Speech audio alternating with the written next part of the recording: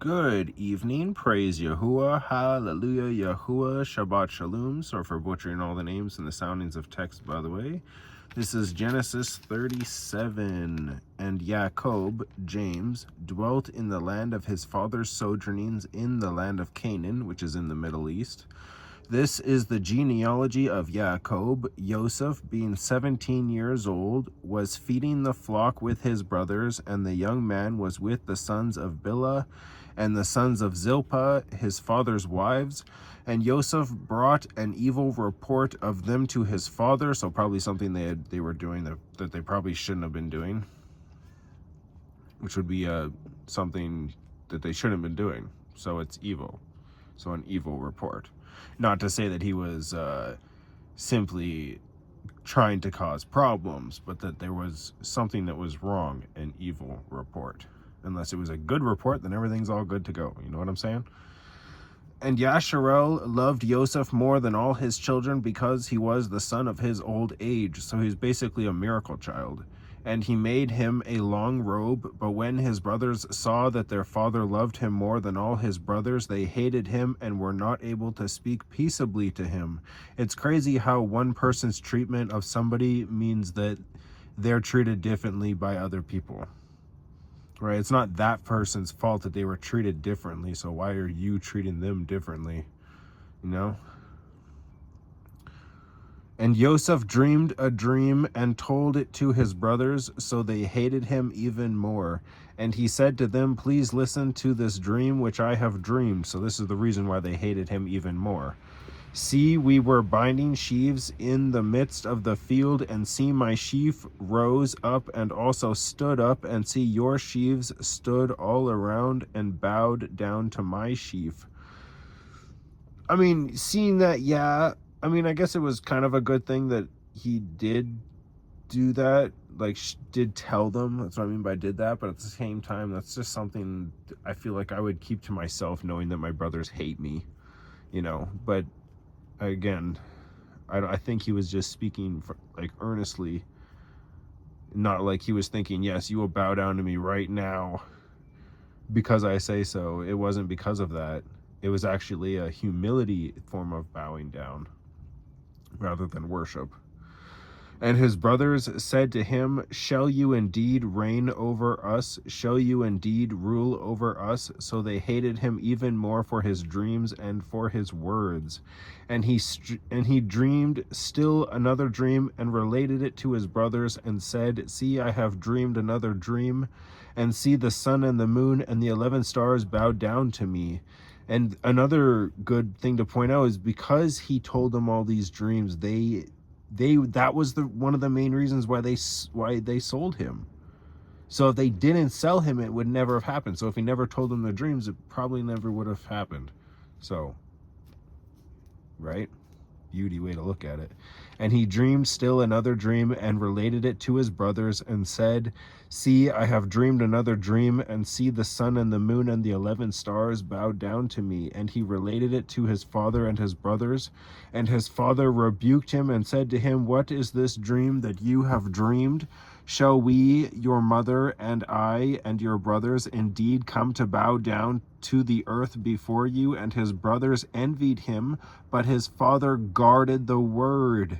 And his brothers went to feed their father's flock in Shechem. And Yasharel said to Joseph, "Are not your brothers feeding the flock," so his flock, "in Shechem?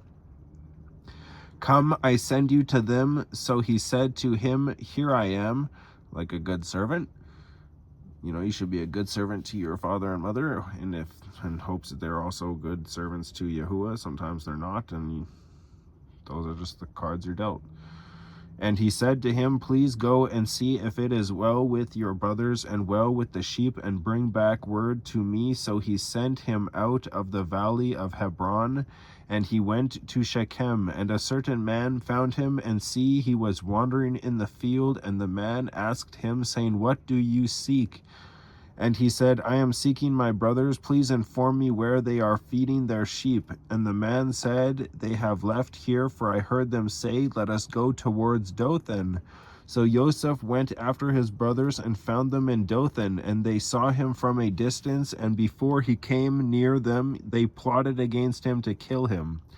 I just want to point out that people who suffer more are usually suffering more because they are able to endure more when things happen. So they will be in a much higher position than the rest of us who didn't really suffer that much, because we don't understand the type of strain that it's going to take to do what needs to be done. So praise Yahuwah for suffering, because it makes us stronger. And they said to each other, see, this master of dreams is coming. Now then, come and let us now kill him and throw him into some pit, and shall say some wild beast has devoured him. Let us then see what becomes of his dreams. But Reuben heard and rescued him from their hands and said, let us not strike his being. And Reuben said to them, shed no blood, throw him into this pit which is in the wilderness, and do not lay a hand on him, in order to rescue him out of their hands and bring him back to his father. So it came to be, when Joseph had come to his brothers, that they stripped Joseph of his robe, the long robe which was on him, and they took him and threw him into a pit, and the pit was empty, there was no water in it. And they sat down to eat a meal, and they lifted their eyes and looked and saw a company of Ishmaelites coming from Gilead with their camels, bearing spices and balm and myrrh, going to take them down to Mitzrayim, Egypt, the border of Africa. And Yehuda said to his brothers, what would we gain if we kill our brother and conceal his blood? Come and let us sell him to the Ishmaelites, and let not our hand be upon him, for he is our brother, our flesh. And his brothers listened, and men, Midianite traders, passed by, so they pulled Joseph up and lifted him out of the pit, and sold him to the Ishmaelites for 20 pieces of silver, and they took Joseph to Mitzrayim. And Reuben returned to the pit, and see, Joseph was not in the pit, and he tore his garments, and he returned to his brothers and said, the boy is gone, and I, where am I to go? Because he's the head of the children. It's his job to care for the rest of them. So they took Joseph's robe, slew a male goat, and dipped the robe in the blood, and sent the long robe, and brought it to their father, and said, we have found this. Please look, is it the robe of your son or not? And he recognized it and said, it is my son's robe. An evil beast has devoured him. Joseph is torn to pieces. Now, it's not that he's an evil beast. It's that he's hurting, and the beast did something that was part of its nature, and it was a sad or regretful act, so it'd be considered evil, because it took his life, and he would consider it evil because he's upset. And Jacob tore his garments and put sackcloth on his waist and mourned for his son many days, and all his sons and all his daughters arose to comfort him, but he refused to be comforted, and he said, now let me go down into Sheol to my son in mourning. So his father wept for him. And the Midianites had sold him in Mitzrayim to Potiphar, an officer of Pharaoh and captain of the guard, to begin his opportunity to save his family, unknowingly at the point. But Sheol means place of the dead, or the grave. So all who die the first death go to Sheol. Sheol is one of the places that is swallowed into the valley of Gehenna, which is the second death. And you will either be saved or not saved from the second death. There are very few people who will be left alive who will not see the first death. That's true. But Sheol means place of the dead. So it's not like it's hell. Hell is a place in Athens where they burn their garbage. It is not... There's a potential that it's not suffering for the people of Yahuwah, but could be suffering for the people that aren't of Yahuwah.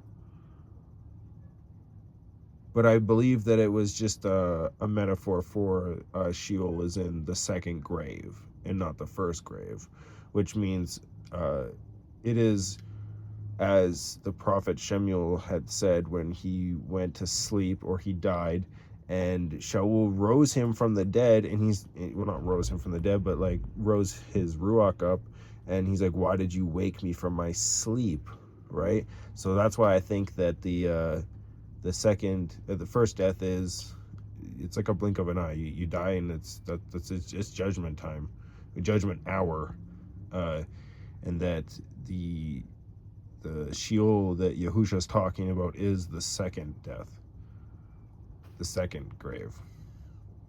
Anyways, praise Yahuwah, hallelujah Yahuwah. Enjoy this beautiful reading. Shabbat Shalom.